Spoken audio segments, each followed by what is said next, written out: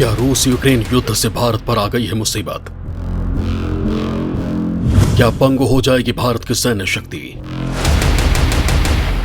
क्या रूस से अब हथियार नहीं खरीद पाएगा भारत?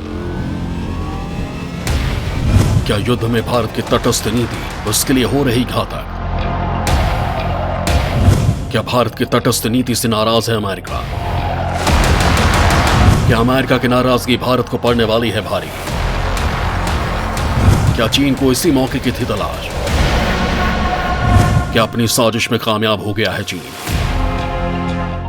क्या युद्ध से बर्बाद हो जाएगी रूस की अर्थव्यवस्था? क्या आर्थिक प्रतिबंध बिगाड़ देगा रूस के हालात?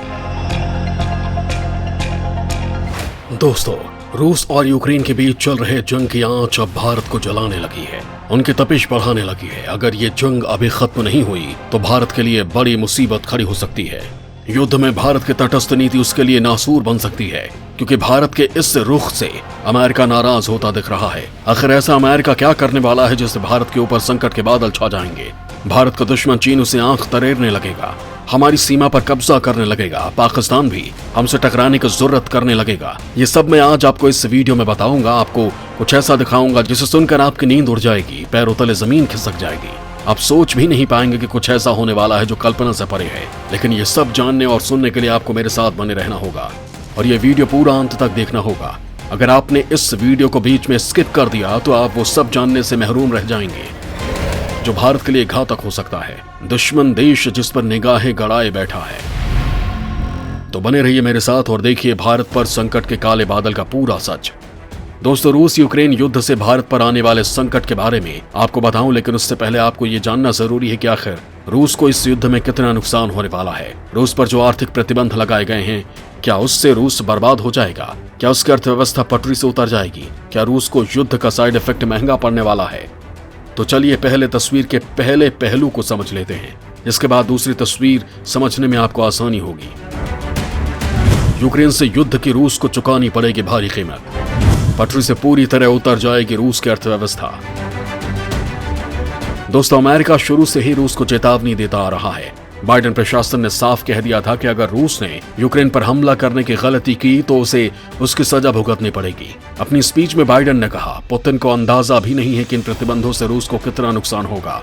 पुतिन को युद्ध के मैदान में बढ़त मिल रही है, लेकिन उन्हें लंबे समय तक इसकी कीमत चुकानी पड़ेगी। जैसे जैसे रूस का यूक्रेन पर हमला बढ़ता जा रहा है, वैसे वैसे उसके ऊपर प्रतिबंध भी बढ़ते जा रहे हैं। सड़क से लेकर आसमान तक, बैंक से लेकर उद्योगपति तक, सब जगह पश्चिमी यूरोपीय देश रूस को जकड़ रहे हैं, प्रतिबंध की जंजीरों में बांध रहे हैं, उसके ऊपर दबाव बनाने की कोशिश कर रहे हैं। रूस पर लगने वाले प्रतिबंधों और उनके असर को आप इस तरह समझ सकते हैं कि दोस्तों, सरकारी और प्राइवेट बैंकों पर लगाए जाने वाले प्रतिबंध से रूस को कितना नुकसान हुआ है, इसे इस बात से समझ सकते हैं कि यूनाइटेड किंगडम में रूस के वीटीबी बैंक के करीब 10.97 लाख करोड़ रुपए सरकार ने जब्त कर लिए हैं। यूके की तरह ही अमेरिका ने भी रूस की टॉप फाइनेंशियल इंस्टीट्यूट नोविकॉम, सोवोकॉम और टिक्रिटी के 6.5 लाख करोड़ रुपए जब्त कर लिए हैं। कुल 11 देशों में बड़े पैमाने पर रूसी बैंकों के वित्तीय लेन देन पर रोक लगाई गई है। वहीं यूरोपीय देशों में रूस के आधे दर्जन से ज्यादा बैंकों और दूसरी संस्थाओं की संपत्ति जब्त की गई है। सिर्फ शॉर्ट टर्म ही नहीं बल्कि लॉन्ग टर्म में भी इससे रूस की अर्थव्यवस्था पर खासा असर पड़ने वाला है। दोस्तों, पश्चिमी यूरोपीय देशों के लगाए गए प्रतिबंधों से रूस का व्यापार भी बुरी तरह प्रभावित हो रहा है और आगे इसके और प्रभावित होने की संभावना है। दोस्तों, रूस और यूरोपीय देशों के बीच पिछले साल 21.40 लाख करोड़ रुपए का व्यापार हुआ था। यह रूस के कुल ट्रेड का 35.7% है। अगर बात अमेरिका की करें तो अमेरिका और रूस के बीच साल 2021 में 2.61 लाख करोड़ रुपए व्यापारिक लेन देन हुआ। अमेरिका और यूरोपीय देशों के व्यापार को मिला दें तो रूस से इस देश का कुल सालाना ट्रेड 24 लाख करोड़ रुपए से ज्यादा का होता है। ऐसे में साफ है कि यूरोपीय देशों और अमेरिका के लगाए गए प्रतिबंधों की वजह से रूस का करीब 40% वैश्विक व्यापार प्रभावित होगा। दोस्तों, रूस की अर्थव्यवस्था की गाड़ी पर सबसे बड़ा स्पीड ब्रेकर साबित होगा स्विफ्ट, जिससे रूस को बाहर कर दिया गया है। दोस्तों, स्विफ्ट दुनिया के 200 देशों का एक ऐसा नेटवर्क है जो करीब 198 से ज्यादा बैंकों के ऑनलाइन ट्रांजैक्शन को ऑपरेट करता है। स्विफ्ट से अलग किए जाने के बाद अब रूसी सेंट्रल बैंक और अन्य प्रतिबंधित बैंक किसी तरह से वित्तीय लेन देन दूसरे देशों के बैंकों से नहीं कर पाएंगे। ऐसे में अब रूस के बिजनेसमैन, सरकारी या प्राइवेट कंपनी या फिर रूसी लोगों को दूसरे देश में सामान खरीदने के बाद बिल पे करने में दिक्कत आएगी। इसका सीधा असर रूस के एक्सपोर्ट इंपोर्ट पर पड़ेगा। इन 3 प्रतिबंधों के अलावा पश्चिमी देशों ने पुतिन समेत रूस के 195 लोगों पर कड़े प्रतिबंध लगा दिए हैं। इनमें से 9 लोगों की संपत्ति को भी जब्त कर लिया गया है। वहीं अमेरिका ने भी पुतिन और उसके परिवार के 6 लोगों को प्रतिबंधित किया है। अमेरिका ने पुतिन की संपत्ति जब्त करने की बात कही है। दोस्तों, रूस के ज्यादातर बिजनेसमैन का व्यापार यूरोप में है। वहां उन पर पाबंदियां लगने की वजह से उन्हें और उनके देश को काफी नुकसान उठाना होगा। यूक्रेन से युद्ध का एक खामियाजा रूस की उड़ान सेवा पर भी पड़ेगा। दोस्तों, रूस को यूक्रेन पर आक्रमण करने के बाद से ही अमेरिका, ब्रिटेन, यूरोपीय यूनियन समेत दुनिया के 38 देशों ने अपनी एयर स्पेस में रूस की फ्लाइट पर बैन लगा दिया। इसके जवाब में रूस ने 36 देशों से हवाई संपर्क तोड़ने का ऐलान किया। ऐसे में रूसी फ्लाइट पर रोक का सीधा असर रूस के उड्डयन विभाग और वहां के विमानन कंपनियों पर पड़ना तय है। इसके साथ ही रूस एयरलाइन के बेड़े में सबसे ज्यादा बोइंग के 332 और एयरबस के 304 विमान हैं। इन दोनों कंपनियों ने रूस को विमानों के पार्ट्स भेजना बंद कर दिए हैं। इससे रूस के लिए एयरलाइन ऑपरेट करना मुश्किल होगा और उसे काफी नुकसान होगा। दोस्तों, यहां आपको बता दूं कि 2014 में जब रूस ने क्रीमिया पर कब्जा किया था, तब भी यूरोपीय देशों ने उस पर प्रतिबंध लगाए थे, जिसका असर उसकी अर्थव्यवस्था पर पड़ा था। लेकिन इस बार हालात बिल्कुल अलग हैं। इस बार जो प्रतिबंध लगाए हैं वो पिछले बार के मुकाबले ज्यादा सख्त हैं। लिहाजा रूस की अर्थव्यवस्था पर इसका असर पड़ना तय है। हालांकि कयास लगाए जा रहे हैं कि रूस को इस संकट से उबारने के लिए चीन ने तैयारी कर रखी है। लेकिन यह आने वाला वक्त ही बताएगा कि चीन रूस को इन प्रतिबंधों से उबार पाएगा या फिर रूस की अर्थव्यवस्था रसातल पर चली जाएगी। दोस्तों, जैसा कि मैंने कहा था कि रूस और यूक्रेन के बीच चल रहे जंग से केवल रूस ही नहीं, भारत भी प्रभावित होने वाला है। आखिर भारत का इस युद्ध पर क्या प्रभाव पड़ने वाला है, आपको बताता हूं। रूस से हथियार खरीदने में भारत को हो सकती है दिक्कत। अमेरिका लगा सकता है सख्त पाबंदियां। दोस्तों, रूस और यूक्रेन के बीच चल रहे जंग में भारत ने तटस्थ नीति अपना रखी है। भारत साफ तौर पर हमले को गलत ठहराने से बच रहा है। यूएन में भी वो रूस के खिलाफ वोटिंग नहीं कर रहा है, जिससे अमेरिका नाराज हो गया है। मीडिया रिपोर्ट्स के मुताबिक अमेरिका उन देशों के खिलाफ सख्त रुख अख्तियार करेगा जो रूस से हथियार खरीदते हैं। जाहिर है कि इसका असर भारत पर भी पड़ेगा।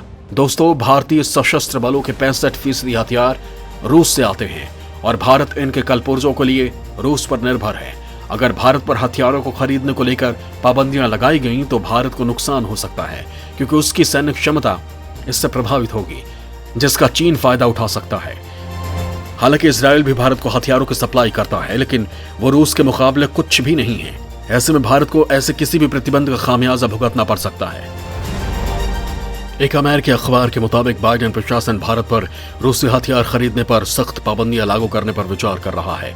साउथ एशियाई मामलों के असिस्टेंट स्टेट सेक्रेटरी डोनाल्ड लू ने कहा कि हम ये समझने की कोशिश कर रहे हैं कि जो तकनीक हम भारत के साथ शेयर कर रहे हैं उसका फायदा रूस न उठा ले, क्योंकि भारत रूस के रिश्ते अच्छे हैं। उन्होंने कहा कि अमेरिका लगातार यूक्रेन पर रूस के हमले के खिलाफ भारत को अपना रुख साफ करने के लिए कह रहा है, लेकिन भारत इस मुद्दे पर साफ साफ कुछ कहने से बच रहा है। हालांकि भारतीय छात्र की मौत के बाद उसका ओपिनियन कुछ बदला भी है। अमेरिकी रिपोर्ट से उलट भारतीय अधिकारियों को कहना है कि अमेरिका जानता है कि रूस से भारत के क्या संबंध हैं, लिहाजा वह ऐसा कोई कदम उठाने की कोशिश नहीं करेगा जिससे भारतीय हितों को नुकसान हो।